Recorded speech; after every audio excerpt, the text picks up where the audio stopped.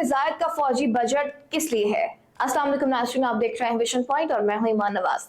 जब हम जनूबी एशिया और मशरिक़ वस्ता की सियासत पर नजर डालते हैं तो एक हकीकत बहुत वाज़ेह नजर आती है कि भारत अपने बयानी के जरिए हमेशा दूसरों पर इल्जाम डालने की कोशिश करता है, लेकिन खुद अपनी हकीकत से आंखें चुराता है। ये दावा कि पाकिस्तानी फौज अपनी अहमियत को कायम रखने के लिए भारत दुश्मनी पर इन्हिसार करती है, दरअसल एक पुराना और घिसा पीटा भारतीय बयानिया है। अगर तारीख को गैर जानिबदारी से देखा जाए तो यह हकीकत सामने आती है कि पाकिस्तान में फौजी क़यादत के अदवार ही में भारत के साथ अमन की सबसे संजीदा कोशिशें की गई, चाहे वो जनरल ज़िया का ट्रिकेट डिप्लोमेसी का दौर हो या जनरल मुशर्रफ का अमन मंसूबा। ये सब इकदाम पाकिस्तान की तरफ से अमन के लिए बढ़ाए गए हाथ की मिसालें हैं।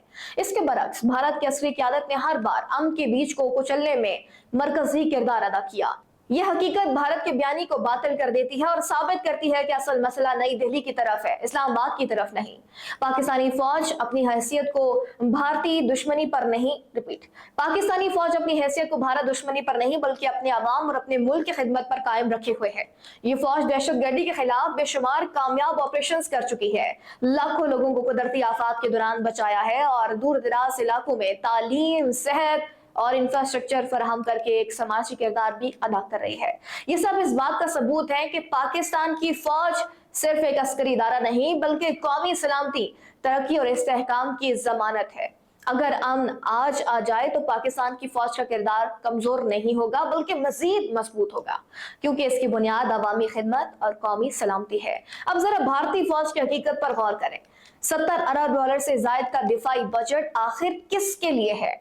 अगर खिते में अमन कायम हो जाए तो भारत की असली क़यादत को सबसे बड़ा सवाल दरपेश होगा कि इस बजट को कैसे दुरुस्त साबित किया जाए।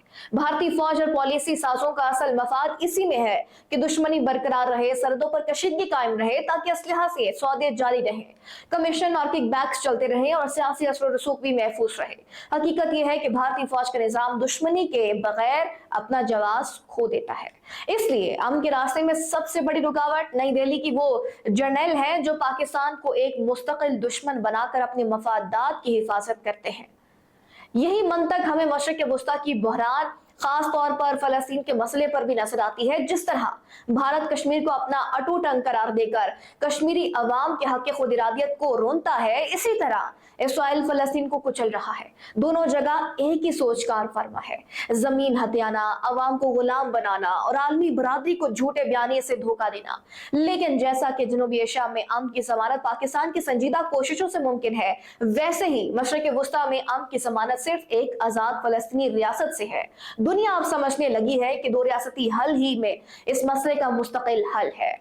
लेकिन जैसा कि जनूबी एशिया में अमन की जमानत पाकिस्तान की संजीदा कोशिशों से मुमकिन है, वैसे ही मशरिक़ वस्ता में अमन की जमानत सिर्फ एक आजाद फलस्तीनी रियासत से है। दुनिया अब समझने लगी है कि दो रियासती हल ही इस मसले का मुस्तकिल इलाज है।